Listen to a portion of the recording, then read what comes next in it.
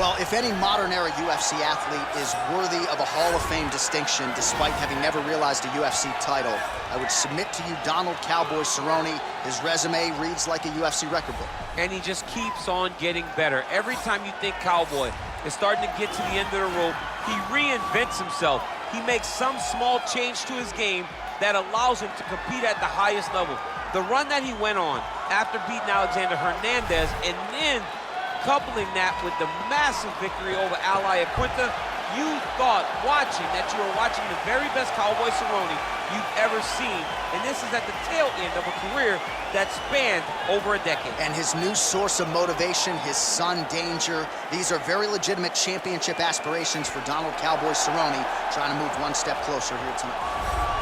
Well, enjoy him while he's here, folks, because you never know if this will be the last time we see Nate Diaz in the UFC. With a fan base really as big as any fighter in the sport, Diaz is back tonight, and we're glad to see him. Stockton, stand up. This guy has a cult following.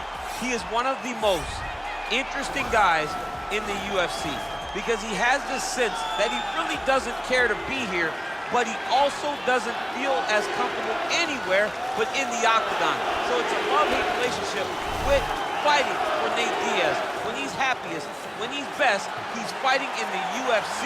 A guy that boxes, unbelievable, but I think it's the attitude of Nate Diaz that has made him into one of the biggest stars that we've ever seen in the octagon. He had a couple of life-changing paydays against Conor McGregor, the win at UFC 196, the majority decision loss at UFC 202. Which to this day he says he won, right? He thinks he won that fight. But one thing goes without saying, and I'll say it anyway, when Nate Diaz fights, the world is watching, and that is the case yet again here tonight. Ladies and gentlemen, this fight is 3 rounds in the UFC lightweight division. Introducing first, fighting out of the blue corner, a Muay Thai kickboxer holding a professional record of 36 wins, 16 losses, 1 draw, and 1 no contest. He stands 6 feet 1 inch tall, weighing in at 155 pounds. Fighting out of Albuquerque, New Mexico, Donald "Cowboy" Cerrone. And now introducing his opponent, fighting out of the red corner. This man is a jiu-jitsu fighter holding a professional record of 21 wins, 13 losses. He stands 6 feet tall, weighing in at 155 pounds. Fighting out of Stockton, California, USA. Ladies and gentlemen, an Ultimate Fighter season winner, Nate Diaz!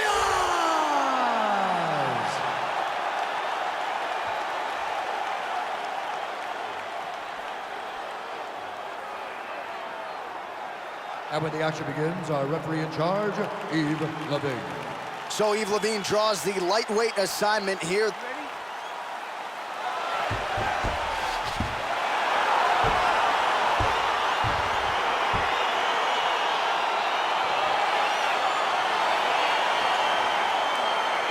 All right, so here we are in Las Vegas, Nevada, inside the T-Mobile Arena. This has really become the UFC's home base here in Vegas since 2016, and you competed on that inaugural night. UFC 200 was a big one. I got to stand across the octagon with one of the greatest fighters of all time, Anderson Silva, but the roof was blown off at UFC 200.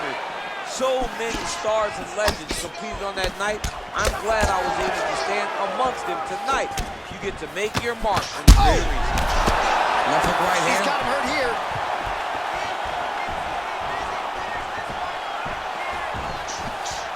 Trying to stay in this fight. Ooh, what a punch.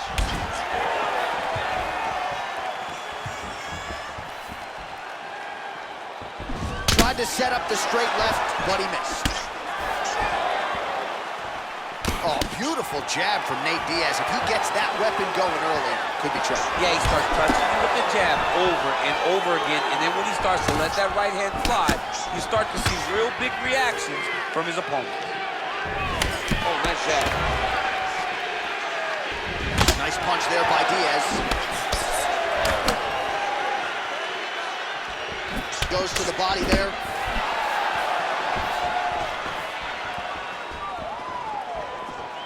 Look making him land another jab there. He's certainly using that weapon effectively here tonight. The most effective weapon in all of boxing, in all of combat sports, is a jab. This young man has a knowledge of using it like no one else. So just over 20 total strikes have landed for Nate Diaz. Cerrone gets caught with that punch. He'd be wise to get those hands up. Mixes it up nicely in terms of staying heavy and also staying active. When you're in the clinch, you can pull down. Wow!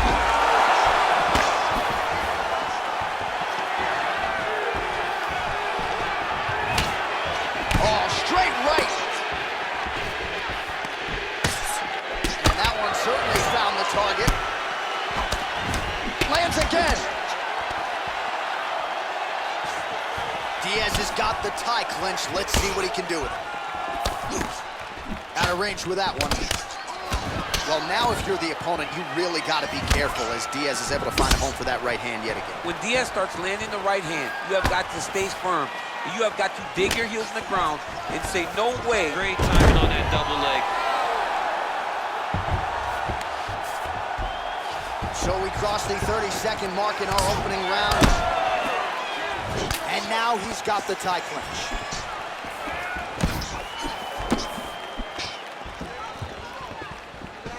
Throws a big right hand, but doesn't find its home. 5 minutes in the books.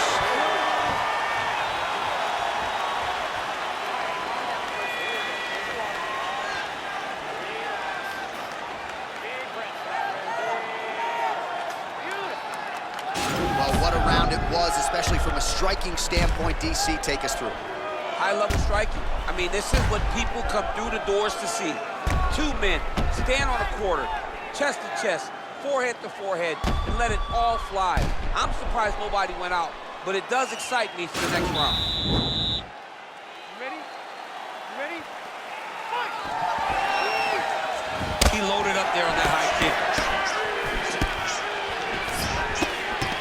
Oh, big leg hook there. Way to hide that leg kick. Punches blocked. Big punch lands through the middle.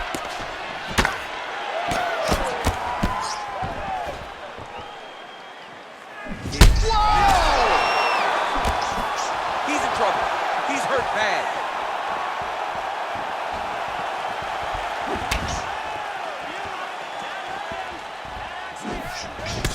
Cerrone, oh!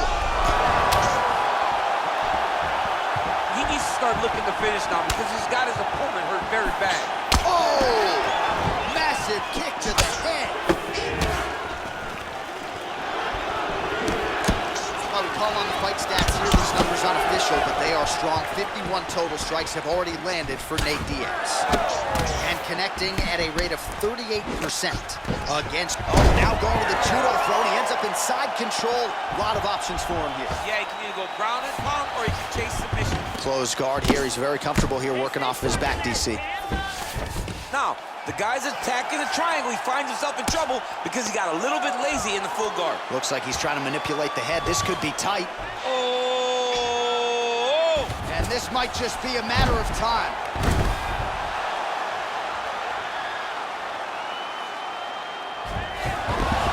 The sheer will is really remarkable to watch. Now into his mouth. Well, anytime you are in a ground fighting situation with this fighter, you're potentially playing with fire. Pretty good work with the strikes here off of his back by Diaz. Well, there are few things more fun to watch in mixed martial arts than these type of transitions and scrambles on the ground. High-level grappling can really be entertaining. Working out of side control here. His opponent trying to control posture, but you got to be careful here. Well, you see all the grappling repetitions here. Just beautiful movement, seamless transitions on the ground. Over and over, these guys are doing things that you see in every jiu-jitsu gym around the country. Diaz gets up. He is back on the feet. Looked like he was in a submissive state on the ground, but he worked hard there to get back to the feet. Starting to do some really significant damage to the body here. Another strike lands there. Oh, he's hurt bad. He's hurt bad, John. He's got to press him. He's got to go chase that finish down now. He He's looking to land the right, just out of range. Oh, big left. Single collar tie now. Oh, and he connects with a punch there, DC. You like this guy. I like this guy a ton. And to watch his punch line just puts a smile on my face. All right, so that's the end of the round. A lot of highlights from which to choose, but his success in that round certainly rooted in his offensive takedown. And that's what he does, right? He's a grinder. He's the type of guy that wants to get a hold of you, drag you to the floor. It doesn't bother him that much if you get back to your feet. He just wants to continue to make you work the entire time because he understands this type of grind most guys can't keep up with.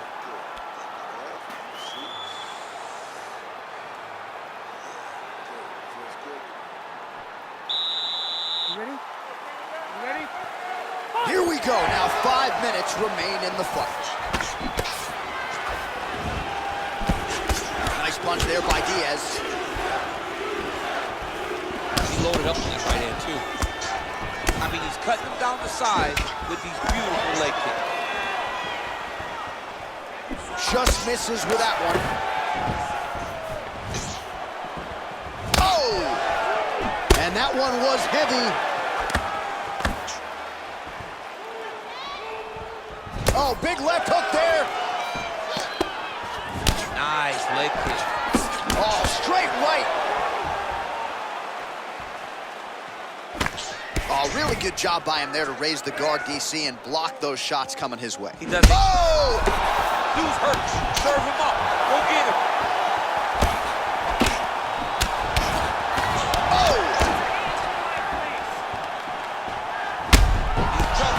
Strong kick to the outside of that lead leg for him there. You do not want to eat too many of those. No, you can't. He does not wind up on that kick, but he somehow is managing to land it with so much force. Stuff. Fantastic takedown lands. 83 total strikes have landed for Nate Diaz. He's got his chin in, but now it's starting to slip under the neck.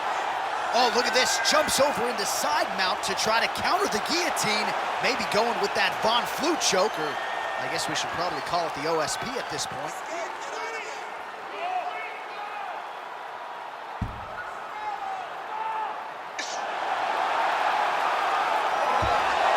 Not tapping out tonight. All right, full guard now, DC. And for the guy on top, he needs to build posture or just go to the next position, start shoving that knee through. Now he's attacking the triangle. Triangle looks pretty tight, DC. I'm no Brazilian Jiu-Jitsu black belt, but maybe not good here. No, it looks like it's getting in deep. Oh! And this might just be a matter of time. And he's out again. Side control now, and certainly I would think more offensive options for the bottom fighter than in the half guard. Absolutely more offensive options, because now you can just start to get away. You can just go to a wrestler stand-up. Get to your knees, post your hands, don't allow him to get his hooks in, right? Really be aware of the hooks. But get to your hands, stand up, fight the hands, break away and escape. But it's so much more free-flowing than a half guard in the side control, because all you need to do is just get the opponent's body up, because his legs are just free to move. His legs are not controlling anything. His legs are just free, so you have more freedom to use yours. Well, these are some excellent ground and pound strikes here, DC. There's an efficiency with which he operates in these situations. He knows exactly when to throw, exactly when to hold, and it's allowing him to really control the grappling aspect of the fight. There's a song there, right? Know when to hold him, know when to fold him. Yep, There you absolutely. go. All right, so the fighters go the distance here tonight, but it went a whole lot better for one of them than the other. Talk us through the replays, champ. Some decisions are different than others, and his striking really did separate him from the competition. He fought so well in the stand-up game that he should get a very easy decision. The official decision Ladies is and in. It gentlemen, resides with after 3 Bruce. rounds, we go to the judges' scorecards for decision. All 3 judges score this contest 30-27. Declaring the winner by unanimous decision, Nate Diaz! All right, nice job by him there, as he is your winner via unanimous decision. And sometimes I would think it's easier said than done to just leave the judges out of it. Dominant performance, and he gets his hand raised. Yeah, and if you gotta go to the judges, leave no question, right? Be the person that is so dominant that you know you're getting your hand raised. He did exactly that tonight, and he gets a dominant decision.